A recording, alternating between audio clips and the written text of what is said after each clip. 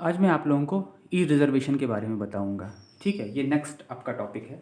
जो भी वीडियोस आपको दिए जा रहे हैं उसके कंटिन्यूएशन में ये नेक्स्ट टॉपिक है ई रिज़र्वेशन। जैसे रिज़र्वेशन वर्ड तो आपको पता है, ठीक है। रेलवे में रिज़र्वेशन होता है, हम रेलवे में अगर हमें ट्रेन से कहीं जाना है तो उसको हमें रिज़र्वेशन कराकर हम लोग जा सकते हैं। वैसे ही फ़्लाइट्स में भी जो भी रिज़र्वेशन होता है, तो ये जो इस तरह की फैसिलिटीज़ है जिसमें हम लोग सीट रिज़र्व करके ट्रैवल करते हैं या सीट रिज़र्व करके अपना काम करते हैं, वो सब कुछ हमारा ई रिज़र्वेशन में आता है। वो सारा सब कुछ हमारा रिज़र्वेशन में आता है। लेकिन वही काम जब हम इलेक्ट्रॉनिकली होने लगता है तो वो सब कुछ हमारा ई रिज़र्वेशन की कैटेगरी में आता है, क्योंकि वो सब में ई वर्ड लगा हुआ है। मतलब कि यहाँ जो भी काम होगा, आगे के भी जो भी टॉपिक हैं उनमें जो भी काम होगा वो इलेक्ट्रॉनिकली होगा, इंटरनेट का यूज़ करते हुए होगा। इसीलिए इसमें ई रिज़र्वेशन वर्ड लिखा है। तो रिज़र्वेशन तो मेनली वो है कि मेनली रिज़र्वेशन वर्ड जब भी सुनने में आता है तो पहले दिमाग में आता है कि वो ट्रेन का रिज़र्वेशन, क्योंकि ट्रेन के साथ ज़्यादा उसका यूज़ किया जाता है कि ट्रेन का रिज़र्वेशन हुआ या नहीं हुआ, इस तरह से चीज़ें हैं। तो लेकिन रिज़र्वेशन का वर्ड सिर्फ ट्रेन से ही नहीं है, किसी भी तरह का टिकट अगर हमें लेना है, किसी भी तरह कहीं है हमें सीट रिज़र्व करानी है, तो वो सब कुछ हमारा ई रिज़र्वेशन में। अगर हम कोई मूवी देखने जा रहे हैं, मूवी के लिए हमने टिकट खरीदा है, तो वो भी तो हमारा रिज़र्वेशन ही है। हमने उसको रिज़र्व कर लिया, उस सीट को उस टाइम स्लॉट के लिए रिज़र्व कर लिया। भाई ट्रेन जो है, ट्रेन में जो भी हम बर्थ लेते हैं तो वो बर्थ हमारे एक स्पेसिफिक दिन और स्पेसिफिक टाइम के लिए हमारे पास रिज़र्व हो जाती है परमानेंटली। ऐसा थोड़ी ना कि वो हमारी हो जाती है। लाखों लोग उस बर्थ पे लेटे होंगे, उस बर्थ पे लाखों लोग आगे चल के लेटेंगे। ठीक है, लाखों लोग लेटे होंगे भाई। एक तो वो उस टाइम जो जिस दिन हम रिजर्वेशन कराते हैं, जिस दिन से लेकर जब तक कराते हैं, जितने घंटों के लिए कराते हैं, उतने के लिए वो जो सीट है वो हमारी रिजर्व हो जाती है कि उस पर वो कोई नहीं बैठ सकता। ठीक है। E reservation means making a reservation और appointment for a service via the internet. Using e reservation we can not only check the availability of seat in bus, train and aircraft any time, but can also reserve rooms, meeting halls और tables in restaurant and hotels. ठीक है, ई reservation से मतलब सिर्फ ये नहीं है कि हम लोग जो भी चीज़ें बुक कर रहे हैं वो खाली ट्रैवलिंग के लिए। हम इसमें ई रिजर्वेशन के थ्रू हम बस में, ट्रेन में, एरोप्लेन में या फिर रूम्स और हॉल्स की मीटिंग या जो यहाँ तक कि रेस्टोरेंट की जो टेबल्स होती हैं उनको भी बुक कर सकते हैं। ठीक है। तो जो भी रिजर्वेशन हमारा इलेक्ट्रॉनिकली होगा, भाई पहले क्या था, किसी ने अगर पहले क्या अभी भी है कि भाई अगर इंटरनेट का हम यूज़ ना करें और हमें मूवी देखने जाना हो तो पहले हम उस सिनेमा हॉल पे या उस मॉल पे जाएंगे, फिर वहाँ काउंटर पे देखेंगे, फिर उनसे पूछेंगे, फिर वो बताएंगे, उसके हिसाब से वो जो भी सीट्स की अवेलेबिलिटी होगी तो वो हमें वो टिकट दे पाएंगे। लेकिन जब ये काम ऐप के थ्रू होता है या एक काम वेबसाइट के थ्रू होता है तो उसमें हमें ये फैसिलिटी मिल जाती है कि हम जिस भी दिन हमें मूवी देखनी है, जिस भी टाइम पर हमें मूवी देखनी है, हम अपने हिसाब से टिकट अरेंज कर सकते हैं और मतलब परचेज़ कर सकते हैं ऑनलाइन।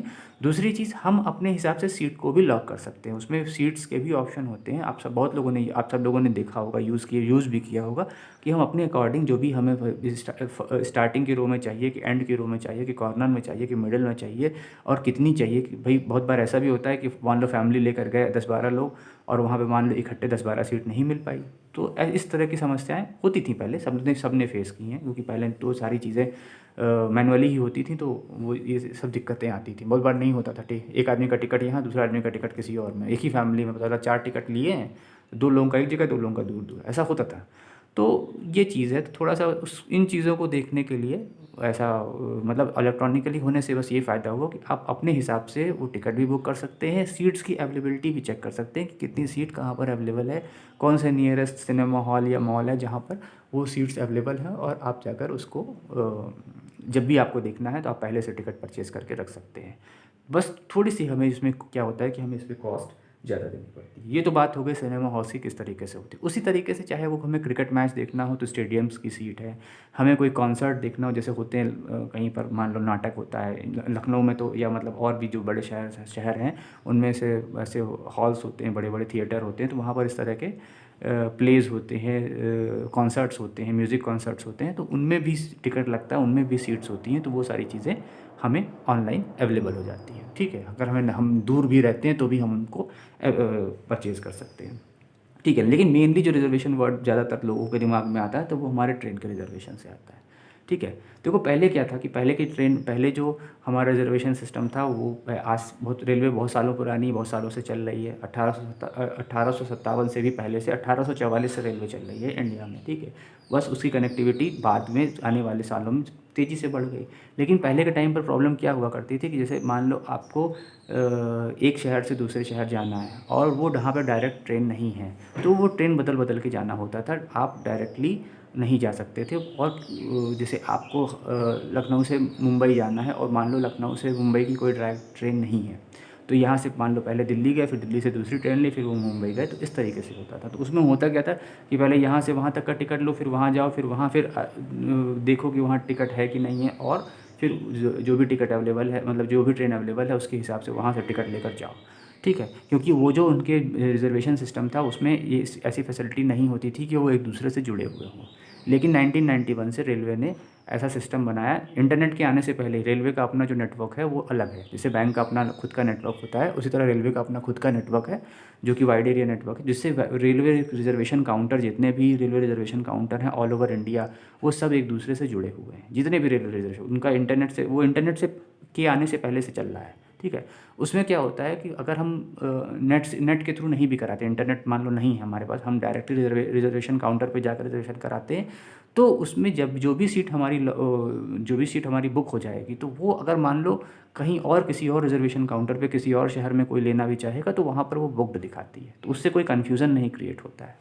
वो जो भी रेलवे का सिस्टम, अगर अगर हम इंटरनेट की बात हटा भी दें तो भी हमारा रेलवे रिजर्वेशन सिस्टम जो है वो पूरा इलेक्ट्रॉनिकली ही चलता है सालों से, मतलब पिछले 91 से 30 साल से लगभग चल रहा है, ठीक है।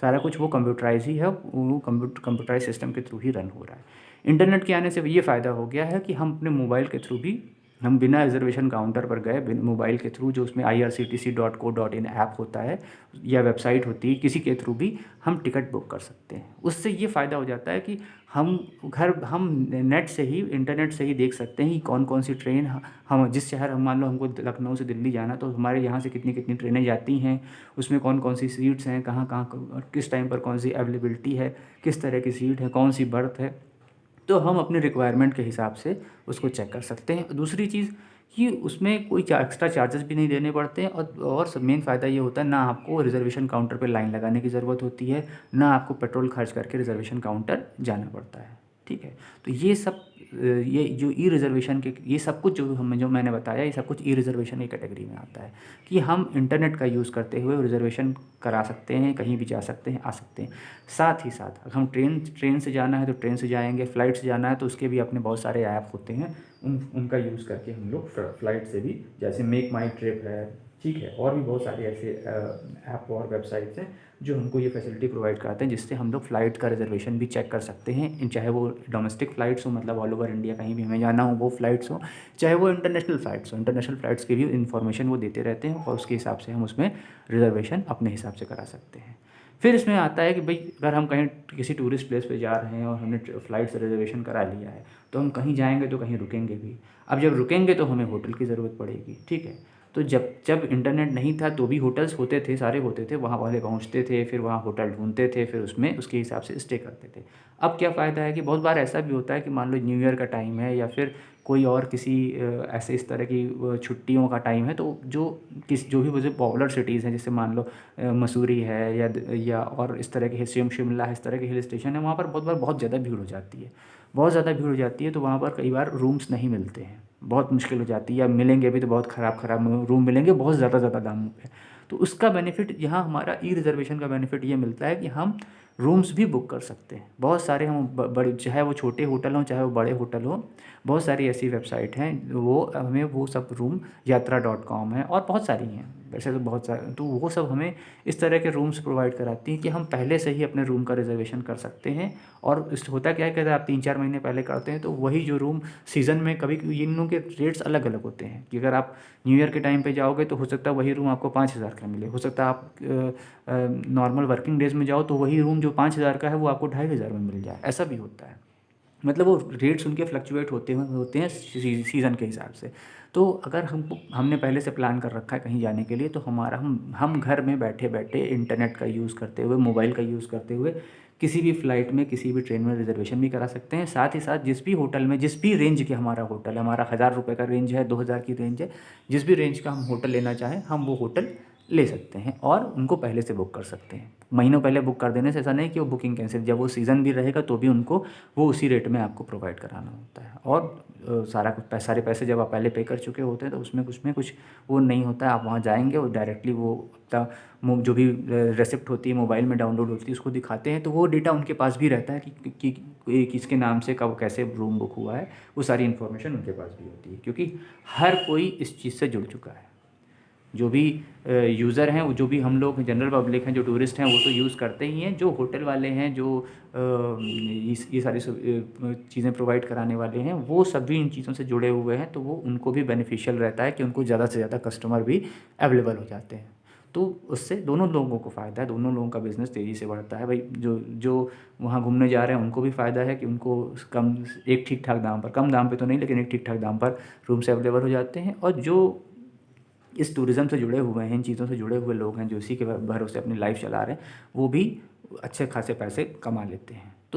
तो ये सब कुछ हमारा ई रिज़र्वेशन में आता है, जिससे कि हम लोग ईज़िली कहीं पर भी आ जा सकते हैं, घूम सकते हैं और टिकट को रिज़र्व करा सकते हैं। नेक्स्ट टॉपिक आता है ई गवर्नेंस। ठीक है, जैसे कि वो हमारी जनरल चीज़ों में हमें इंटरनेट हेल्प कर रहा है, उसी तरीके से ई गवर्नेंस का मतलब होता है कि जब चीज़ें हमारी जब हमारा जो सिस्टम है, जो भी हमारी गवर्नमेंट है, जो हमें सिस्टम प्रोवाइड करा रही है, जो सुविधाएं प्रोवाइड करा रही है, जब वो डायरेक्टली वो इस इंटरनेट से कनेक्ट होकर हमको देने लगती है, तो वो हमारा ई गवर्नेंस में आता है। E governance stand for electronic government, is refer to the integration of information and communication technology in government processes, services and community. It helps the government to improve the efficiency of service delivery and the exchange of information, thus strengthening democracy. ठीक है, ये तो चलो हो गई definition. अब इसका समझो मतलब। ई गवर्नेंस का एक छोटा सा एग्जांपल आपको देते हैं कि ई गवर्नेंस का फ़ायदा क्या हुआ। ठीक है, तो ऐसा तो आप लोग को चाहे चाहे आपका आधार नंबर हो, चाहे चाहे पैन नंबर हो, ये सब कुछ ई गवर्नेंस का ही पार्ट है। गवर्नमेंट चाहती है कि हर आदमी के पास ऐसा ऐसा नंबर हो और ऐसी वो हो जिससे कि वो सबकी इन्फॉर्मेशन को स्टोर कर सके और उनको उसके हिसाब से फ़ायदे भी पहुंचा सके। भाई हम जितने भी लोग इंडिया में हैं, भाई हम सब लोगों के पास आधार कार्ड होता है, तो ये ई गवर्नेंस का ही पार्ट है कि वो ये आधार कार्ड कोई ऐसा नहीं, आप लोग जब से देख रहे हो तब से आप लोगों ने तो छोटे से ही आधार कार्ड बना हुआ है, लेकिन हम लोग का आधार कार्ड तो बहुत बड़े होने में बना है। 25-26 साल एज पार करने के बाद बनाए, अभी कुछ साल पहले आधार कार्ड बनाए, क्योंकि पहले आधार कार्ड जैसी कोई चीज़ होती ही नहीं थी।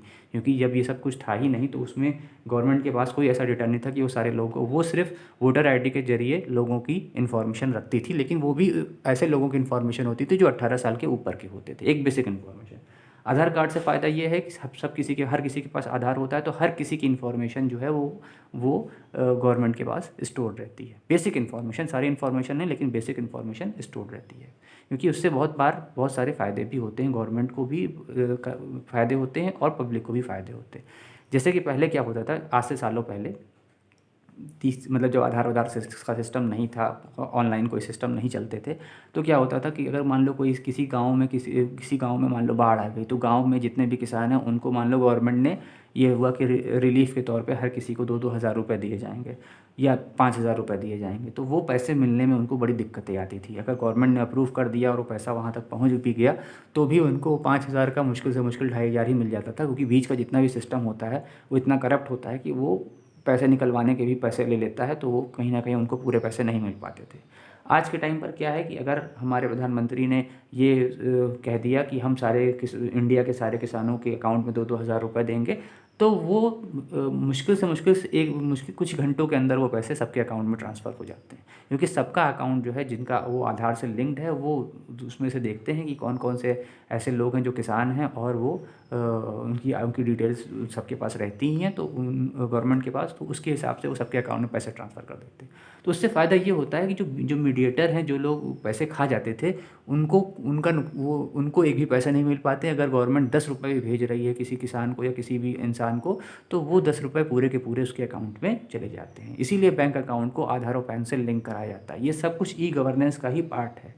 अगर कल को आप लोगों को स्कॉलरशिप मिले और स्कॉलरशिप ये हो जाए कि भाई वो शिक्षा विभाग से मिलेगी, तो आपको निकलवाने में नानी याद आ जाएगी। शिक्षा विभाग में जाएंगे, वहाँ पैसे खिलाएंगे, तब जाकर वो आपको आपके स्कॉलरशिप के पैसे देंगे। लेकिन अब ऐसा नहीं है, अगर आपको स्कॉलरशिप मिलनी होगी तो वो आपका अकाउंट डिटेल वो मांगी जाएगी और वो पैसा डायरेक्टली अकाउंट में आएगा, बीच में कोई भी उस पैसे को नहीं ले सकता। तो ये सब कुछ हमारा जितना भी पार्ट देख रहे हैं वो सब हमारा ई गवर्नेंस, चाहे वो हमारा यूनिक आइडेंटिफिकेशन अथॉरिटी हो, मतलब UIDAI जिसके थ्रू हमारा आधार कार्ड बनता है वो हो, चाहे पासपोर्ट हो, वीज़ा हो, मिनिस्ट्री ऑफ एक्सटर्नल अफेयर हो, ये सब कुछ हमारा इनकम टैक्स डिपार्टमेंट हो, ठीक है। इनकम टैक्स डिपार्टमेंट भी हमारा ई गवर्नेंस के अंडर में आता है। कि पहले क्या होता था, जैसे आधार कार्ड, जैसे ऐसे भी कुछ टाइम पहले सुनने में आया था कि कुछ 22-23 ऐसे सरकारी टीचर थे जिनको टर्मिनेट कर दिया गया था। टर्मिनेट इसलिए कर दिया गया था क्योंकि वो लोग 2 जगह से सैलरी ले रहे थे। उन्होंने 2 ज़िले में अलग अलग डॉक्यूमेंट दिखाकर नौकरी कर दी थी और कई दिनों तक वो लोग सैलरी लेते रहे। लेकिन जब वो, क्योंकि हर चीज़ आधार से लिंक्ड होती है, तो वो जब आधार की डिटेल में वो पकड़ में आ गई तो उनको दोनों जगह से नौकरी से हाथ धोना पड़ा और उन पैसों की रिकवरी भी गई। तो ये सब चीज़ें पहले चलती आ रही थी बहुत सालों से, ये बहुत सारे फ्रॉड इस तरह के चलते आ रहे थे कि लोग गलत डॉक्यूमेंट का यूज़ करके सालों साल नौकरी करते थे। बहुत सालों तक ऐसे होता रहा है। लेकिन अब ये सब चीज़ें नहीं हो पाती हैं। अब हम अपनी फाइनेंशियल चीज़ों को नहीं छुपा सकते गवर्नमेंट से, उनको हमें शो करना। अगर हमारा आधार कार्ड बना हुआ है तो वो हमारी इन्फॉर्मेशन निकाल, अगर हमने IT रिटर्न भरा है, इनकम टैक्स रिटर्न भरा है और वो सब कुछ मैच कराते हैं कि उसमें कितने कितने अकाउंट है, क्या सैलरी है, क्या आ रहा है, और अगर उसमें कहीं पे भी ऐसा कुछ होता है तो वो हमारे पास वो नोटिस आ जाती है। नोटिस में ऐसा नहीं कि हर किसी को जेल में डाल देते हैं, नोटिस में बहुत बार फ़ाइन देना पड़ता है, बहुत बार उन नोटिस का जवाब देना पड़ता है, बहुत बार ऐसा होता है कि जो भी मतलब अमाउंट कम ज़्यादा हुआ है तो वो चीज़ जमा करनी होती है। ऐसा नहीं कि वो नोटिस का मतलब है कि किसी के पास नोटिस आ गई। बहुत बार कभी कभी गलती से भी नोटिस आ जाती है। गलती से मतलब कि इंसान लोगों को नहीं समझ में आया कि ये पैसा टैक्सेबल है या नहीं, इस पर टैक्स कटेगा नहीं, तो उन लोगों ने उठा के बैंक में अपने अकाउंट में जमा कर दिया, उस पर टैक्स लग गया, टैक्स नहीं जमा किया। तो इस तरह की चीज़ें होती हैं। तो वो सब कुछ इसी में आता है, ठीक है। तो जितनी भी जो भी हम लोग की जो भी जनगणना होती है, उन सब का डेटा जो भी है वो सब कुछ गवर्नमेंट के पास सेव रहता है। तो वो सब कुछ इसी वजह से पॉसिबल है। आरोग्य सेतु ऐप जैसे नाम आप लोग सुनते हैं, तो वो भी ई गवर्नेंस का ही पार्ट है। गवर्नमेंट ने हमें एक ऐप प्रोवाइड करा रखा है जिसके थ्रू हम कोविड-19 या इन चीज़ों से के थ्रू ये इन्फॉर्मेशन ले सकते हैं और अपना भी स्टेटस बता सकते हैं कि हमारी हेल्थ किस तरह की है, ठीक है। तो ये सब कई सारी चीज़ें हैं। बहुत सारी इसकी एडवांटेजेस भी आती हैं कि इससे करप्शन को बहुत हद तक रिड्यूस कर दिया गया। ट्रांसपेरेंसी जो है बहुत हाई हो चुकी है। ओवरऑल कॉस्ट जो कभी कभी इन चीज़ों के लिए खर्च करने, मतलब भाई किसी तरह की सुविधा देने में जो कॉस्ट लगती थी वो कॉस्ट भी बहुत हद तक कम हो गई। तो इस तरह की कई चीज़ें हैं, ठीक है। लास्ट टॉपिक जो आता है आपका वो है ई ग्रुप्स। लास्ट टॉपिक बुक का लास्ट टॉपिक नहीं है, आपके इस लेक्चर का लास्ट टॉपिक ई ग्रुप्स। ई ग्रुप्स का मतलब होता है कि ऑनलाइन ऐसे बहुत सारे ग्रुप्स बने हुए हैं जहाँ पर सेम इंटरेस्ट के लोग एक दूसरे से जुड़े हुए होते हैं। ई ग्रुप्स का मतलब कोई इस तरह की गुटबाजी करने से नहीं है कि हमने गुट बना लिया अपना और हम अपने, ऐसा कुछ नहीं है। गुड ये ई ग्रुप्स का मतलब होता है कि मान लो कुछ ऐसे ऐसे बहुत सारी वेबसाइट होती हैं जो मान लो किसी चीज़ पे डिबेट कर रही हैं या किसी चीज़ पे बातचीत करना चाह रही हैं, तो वो उस ग्रुप से लोग जुड़ जाते हैं और उस पर बातचीत करते हैं। मान लो जैसे बहुत लोग जो हैं जो मूवीज़ के जिनको जिनको मूवीज़ बहुत पसंद आती हैं, तो ऐसे भी ग्रुप्स बने हुए हैं जहाँ जब कोई मूवी रिलीज़ होती है तो उन मूवीज़ के रिव्यूज़ आते हैं। फिर उन मूवीज़ पे जो लोग देखते हैं वो बताते हैं कि हाँ ये मूवी ऐसी थी या वैसी थी, और फिर लोग उस पर कमेंट करते हैं और जो भी मतलब करना चाहें वो कर सकते हैं। तो इस तरह के अलग अलग बहुत सारे ग्रुप्स बने होते हैं। न्यूज़ के भी अपने ग्रुप्स होते हैं, उनको न्यूज़ ग्रुप कहा जाता है। और भी बहुत सारे इस तरह के ग्रुप बन जाते हैं जो कि जिसपे मतलब लोग जो सेम इंटरेस्ट, जिनको इस चीज़ से इंटरेस्ट है वो लोग उस पर अपने इंटरेस्ट और अपनी से के लेवल की बातें कर सकते हैं। बहुत ऐसे ग्रुप होते हैं जो क्रिकेट से रिलेटेड ग्रुप बने होते हैं, उस पर क्रिकेट की अपडेट्स आती रहती हैं। क्रिकेट मैच चल रहा है उस पर उसमें अपडेट्स भी दिख रही हैं और लोग एक दूसरे और मतलब जो भी लोग क्रिकेट पसंद करते हैं वो जुड़े हुए हैं, वो लोग कमेंट कर रहे हैं क्रिकेटर्स के ऊपर, आपस में कमेंट कर रहे हैं, बातचीत कर रहे हैं। कभी कभी अच्छे कमेंट भी होते हैं, उसमें अच्छी बातचीत भी होती है, कभी कभी बहुत सारी निगेटिव बातें भी होती हैं। तो वो सब कुछ इसी का पार्ट आता है। तो वो ई ग्रुप्स में ही है। वो मतलब ऑनलाइन ऐसे ग्रुप्स क्रिएटेड हैं जहाँ पर सेम इंटरेस्ट के लोग एक दूसरे से मिलते हैं। मिलते क्या मतलब वर्चुअली मिलते हैं, फिजिकली तो नहीं मिल सकते, और वो बातचीत करते हैं किसी टॉपिक के ऊपर, किसी भी चीज़ के ऊपर। तो इस तरह के जो भी ग्रुप्स होते हैं वो सारे हमारे ई ग्रुप्स में आते हैं। हालांकि इनको अपनी अलग आगे कैटेगरीज होती हैं। जो पहले न्यूज़ ग्रुप बताया गया था वो भी इन्हीं ई ग्रुप्स का ही पार्ट आएगा। सोशल नेटवर्किंग भी कह सकते हैं हमारा ई ग्रुप का एक पार्ट ही है, क्योंकि वो भी हमारा जहाँ पर सोशली हम कनेक्ट होते हैं एक वेबसाइट के थ्रू या ऐप के थ्रू, तो वो सब भी हमारे ई ग्रुप्स के अंडर ही आएगा, जो कि आपको आगे बताया जाएगा कि ई ग्रुप्स का क्या मतलब मेजर रोल क्या होता है ई ग्रुप्स का और क्या चीज़ें होती हैं।